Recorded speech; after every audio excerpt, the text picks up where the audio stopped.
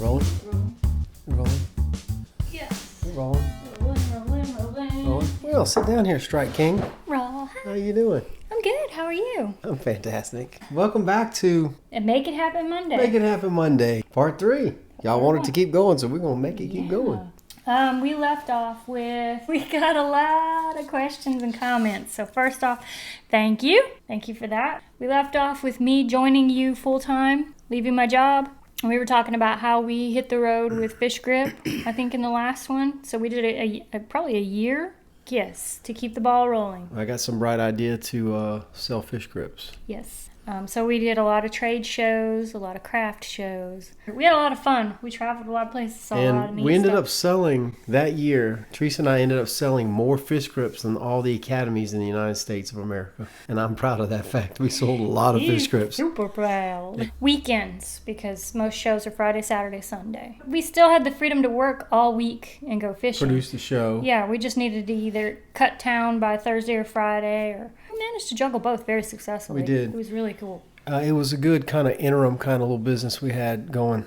And then we shifted gears once people wanted to see more of the 30 Miles Out gear. We started to do the outdoor shows, selling the shirt with the ruler on the sleeve and the hats, and we integrated the fish grips, and even by the end of it, we integrated line cutters. So we had a full-blown fishing booth, which is very rare at them trade shows, market shows. It was fun, but it wasn't quite where we needed to be. So, but we did have a lot of people asking about us guiding. Are you gonna guide? We were in Texas. We're in Rockport. Yeah, Ty was against it. He just wanted to do the show. He couldn't see the forest for the trees because he just wanted to do the show, which... I just wanted to entertain. Right. I just wanted to entertain. But guiding was a no-brainer. Why not? So we went up to Dallas and we got our guide license. We spent 2 days testing. But Yes. Texas, you had to have a lot of licensing. Yeah, all said and done, it was $1,500 per person. So we went ahead and went in, all in. Both of us became guides. Boom, we hit the ground running. We booked a bunch of trips right away. What's happening, y'all? It's Ty. I'm at Brown and Root, Kansas Pass, Texas.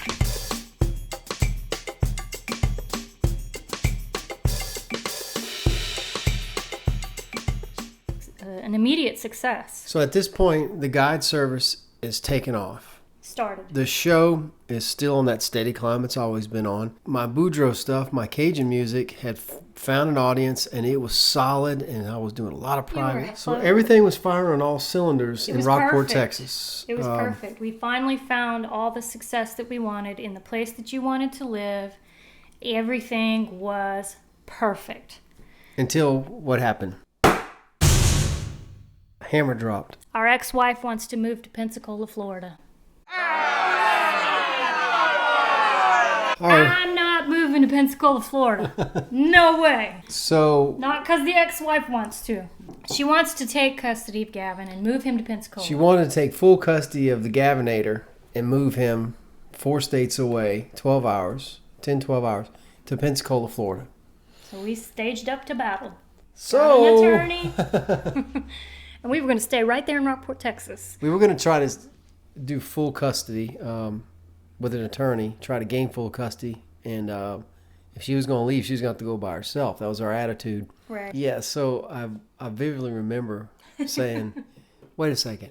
Well, after we had fought and started to retain a lawyer, I said, sometimes you really got to pay attention to what's happening. Sometimes you can't just fight for the sake of fighting. Maybe the good Lord here is trying to tell me something, and I'm just not paying attention.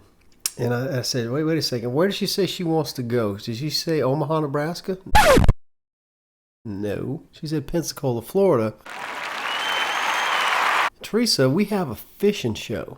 I'm not moving because your ex-wife wants to live in Pensacola, Florida. I ain't doing it. No way, no how. Right. Went into battle. We'd actually started the whole process. Got the attorney, the ball rolling, and we start going through the gruelingness. And anybody that's been through a custody battle, the gruelingness of this stuff, the back and forth with the attorneys. And then we go on vacation, our normal vacation. We come on over to Pensacola for our week-long vacation. And yeah, that's when it hit me. Yeah, maybe we should move to Pensacola. Why? It would be easier. So there's a possibility for that making sense. Right. On top of the fact that we have a kayak fishing show and it could really help the show. We were wind beaten in South Texas. The wind really cut down on how many days we could film and fish and guide. And Well, you have to learn to fish in the wind. If you're going to live there, you got to learn to fish in the wind. And a lot of people don't mind it, but I had lived there my whole life, and I had moved back to San Antonio, and then he moved me back to Rockport. And when I moved, before he moved me back to Rockport, I told him, I hate the wind. It is so blows my skirt up over my head. Blows my skirt over my head. I can't ever fix my hair. I just don't want to live where it's windy anymore. But we moved back because that's what he wanted to do. So I'm glad that he and I sat down and had the conversation because, man, it's been the best thing ever. We went from wanting to go to full-scale battle with the ex to dropping a bomb on her. Maybe we might want to move to Pensacola, Florida. Everything got which great. just spun her head around. She's like, what? You want to move across the country? So we said, yeah. So we came over here and started looking for houses. You probably looked for a year. And again, I hate shopping for houses. So he would show me a dozen or two a week, and I would just be like pulling my hair out. Please just pick one. I don't want to look at all these houses. And he would get on Google Earth and walk the streets and find all the bayous and all the areas to fish. And then he found a realtor, and they started talking. And this was happening a year before we moved. We all knew that when we were leaving, everybody was leaving June of 2016. Gavin was going to finish out his school year, and we were all going to move. We bought our house in April of 2016. All right, so that kind of answers the question how we ended up here. It was 3/4 because of the ex situation with the Gavinator, and it was 1/4, well, we have a fishing show, and having vacationed here, I'd been coming here for 18 years. I'd already taken Teresa here. I loved it. We knew it was an amazing place, and I knew in my heart that it would be a great place for the show. So it worked out. So here we are. We're in Pensacola. We found a home. Buying the house was insane. We came over here and we gave ourselves, 7 days to stay? 7 days to stay. Find a house. Okay, and we had a realtor in Rockport because we had 2 lots that we were trying to sell. And he was supposed to sell them while we were here, miraculously. I don't know how we always put ourselves against the wall like that. But he was to sell those while we were here so that we could use the money from the sale to put down on a house. On the 6th day, we closed on this house. Tight ship. Yeah, it was a miracle. Where we have to rebuild now. We do have to rebuild our business because we had 3 years worth of clients in the guiding. We knew the area backwards and forwards. I grew up there. He was fishing there a lot. The music had already taken off. We had a lot of cushion. We had to pick up all that, bring it over here, and start it all over from scratch. From just scratch. Scratch. So as we referenced in the last one, we followed Dave Ramsey. So the plan was before we leave, we cannot carry any debt over with us to Florida. So we have to sell everything that we can, pay off everything that we can. We need to leave with as few bills as possible to make this happen, and as much in savings as possible so that we can give ourselves a year to a year and a half to reestablish everything. Now, we still had the YouTube revenue, we still had our sponsors, but we had to be very, very, very tight and very, very careful about every move we made. So we're that pretty we could. tight anyway. Yeah, we're tight all the way around. I'm super cheap. Yeah, we are. We're very, very tight people. We do a lot of thrift shopping.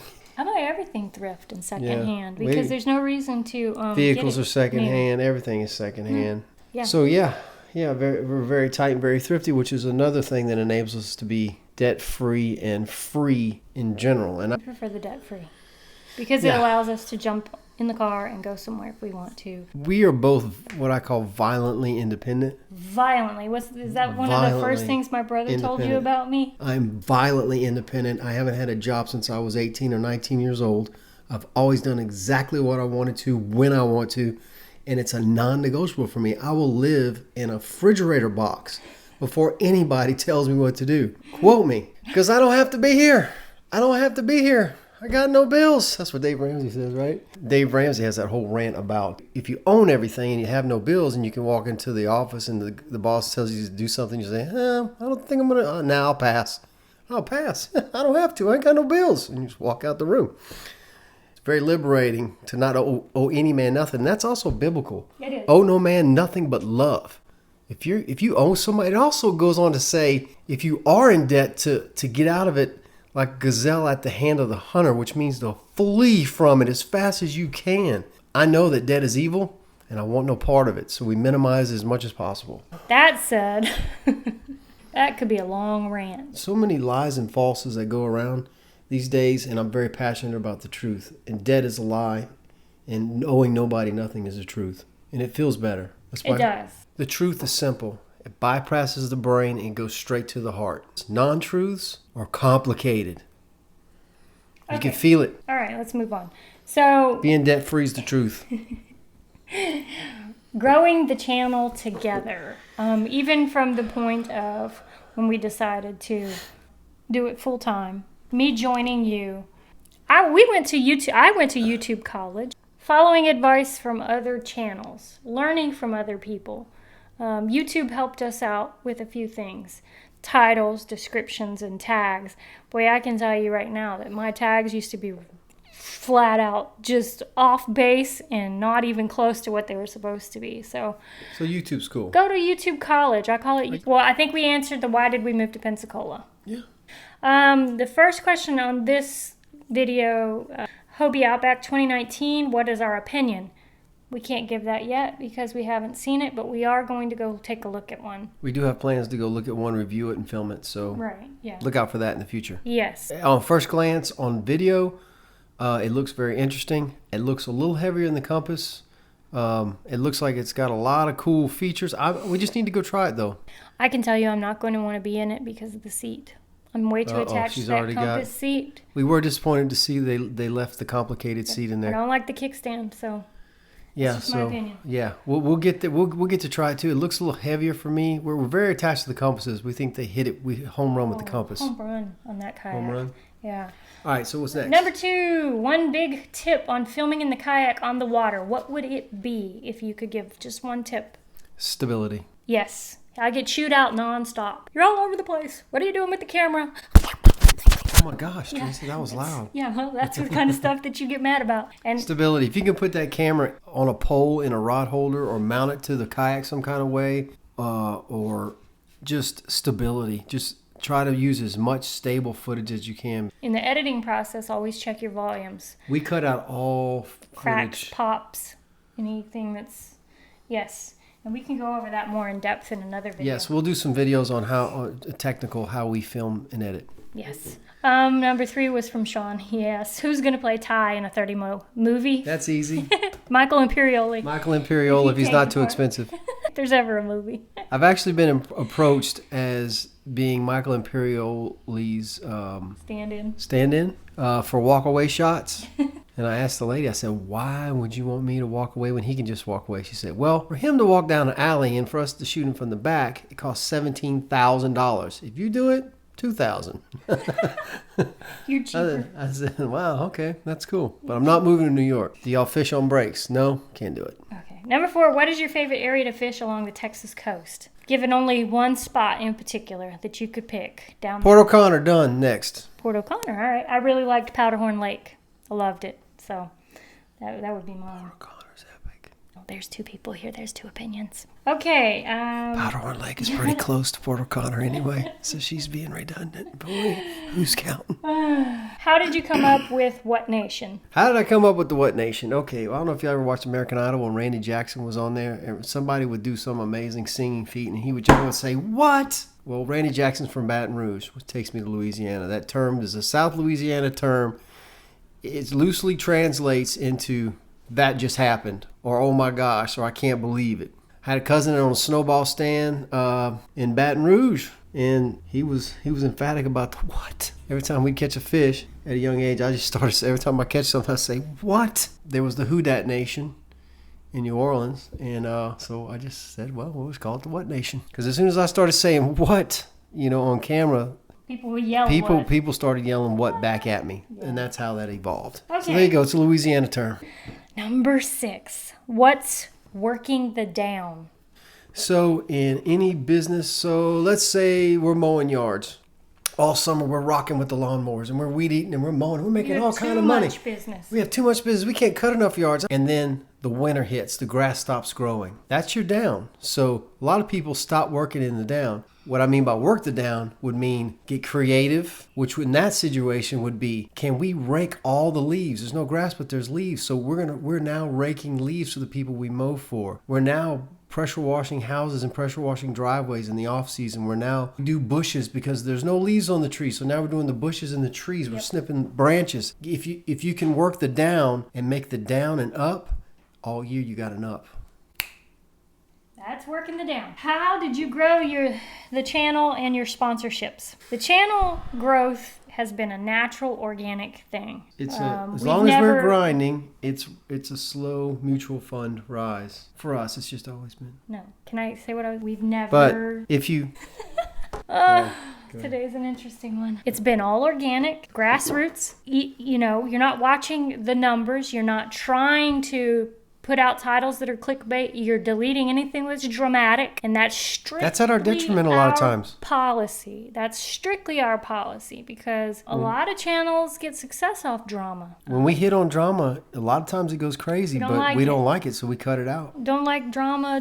And that goes for our life in general. We don't like drama in our life. We keep the drama out. We try not to do any kind of clickbaiting because we're not watching the numbers. We're happy with the growth. We just want to know that you're enjoying the show, and that's about it. The focus is always in helping because we know our wealth is directly proportional to what we contribute. Mm-hmm. So we're trying to contribute and help. The growth is a byproduct of that. So for sponsorship, growth would be a part of that. Once you get to a point where people are watching fanatically, sponsorship kind of comes. Or you can go out and ask for it too at that point, and you may be successful in landing some. Grow it first and the people will come, right? Right. So number 8, a 3-part question. Any favorite books? This would be for me because Ty doesn't read. I read one book and it changed my life. Well, there you go. Rich Dad, Poor Dad, Robert T. Kiyosaki. You actually read another book, or did you do it on audio? If I have to learn something, I will go do it on audio. I even got Rich Dad, Poor Dad on audio. Got a lot of Tony Robbins audio CDs and a lot of Joel CDs. But now with YouTube, you can just YouTube it and watch it and listen to it. I like a traditional book. So I just finished reading Tim Tebow's book. Not the new one, but his old one. I actually read Patrick Swayze's life autobiography. I love books. Part 2 of 8, number 8. Any specific future goals for the channel? We'd always love growth. Short term, we'd like to hit 50,000, and long term, we'd like to hit 100,000. Sure, yeah. And we want to continue to take people fishing. I love taking people fishing, continue to facilitate the guide service, and we got some new directions for the new year for the guide service too. I'm excited about. Yeah. Y'all know I've been getting back into fly fishing, so we have some fly fishing directions for you fly guys. TyonTheFly is back, and I've got some great ideas for what we can do on the fly. I'm making some stuff happen this winter for the spring. Part 3 of that, number 8, is are you still in the real estate game? We are out of it. But we are slightly talking about dabbling in it with... Dipping our toes in it with the condo for the guide service on our property. Yeah. Stuff like that. The one over the shop, right, yes. Right. Having somewhere for guides to stay here on the property. We're not in the real estate game. We did strategically buy this house on 2 acres in the path of growth. And so that was kind of a real estate play. I think in the beginning we thought about considering flipping it. And at this point now we're like, nope. We're here. We're staying. And we do have a few acres in the path of growth in Louisiana, north of Shreveport. We do own that real estate. So we have a little bit. We're not heavy in it like I was prior to... I think he was asking about rental properties. No, we're out. Prior to Teresa and I was heavy in the rental property. Seven houses. 7 rentals. Last question. Who has bragging rights for the big fish? I'd have to say I really don't know the answer to that question. It's like, because there's so many species, and it's like each species. I don't think either one of us is very braggadocious. If you're talking about garfish, I win because I caught a big garfish, but I mean, who cares, right? So if you're talking about tarpon, Teresa has won hands down in the tarpon game. I can't. By luck, sheer luck. Teresa, it doesn't matter. Teresa hooked a monster tarpon. A monster tarpon that spun her around. Oh, that one. Right? So that's one. Yeah, and then she caught that 15, 20 pounder. I just know how to fish better than you. that's all. What did you say? I just know how to fish better than you, that's all. Kidding! And this is why I don't compare. Kidding! So it just depends on the species, but there's so many species, it's kind of hard to remember who caught what because we catch so many fish and we fish so much. So no competition here. I'm always happy for my wife when she does anything great, and that's kind of where it stops. Ditto. Yep, like to see you catch a fish. Because he lights up like it's his first fish and his last fish. All right, what's next? That's it. That's all That's the it? questions. We had a phenomenal amount of great compliments, though. I mean, I really, really love all the compliments. Thank y'all for the great compliments. Yes, a lot of people saying they like Dave Ramsey. We do have one here. It says a surf fishing video of me and my dad would be nice. Unfortunately, we did not do what Ty did and document everything on video. There may be some pictures out there, but He's passed away. yeah, there's no They didn't film video. anything. There may be some No. old pictures. It's all in here. If I could put it all out there, you'd see some amazing stuff. But keep up the grind. Debt free is the way to go. Yes. So we had a lot of amazing comments. Yes. Please keep commenting on this episode so we can talk to y'all more and have a direction for the next one. There it is. There's a question I missed. So, quick question. What line of work did I do before 30 Miles Out? I was an executive assistant to the vice president of sales. At a big company. A big company. I was the executive assistant to the vice president of... You were the executive assistant to the vice president? Not a thing. Shut up. Hey guys, don't forget to like, don't forget to subscribe, don't forget to go check us out on Patreon. We're having a blast over there every day, all the time.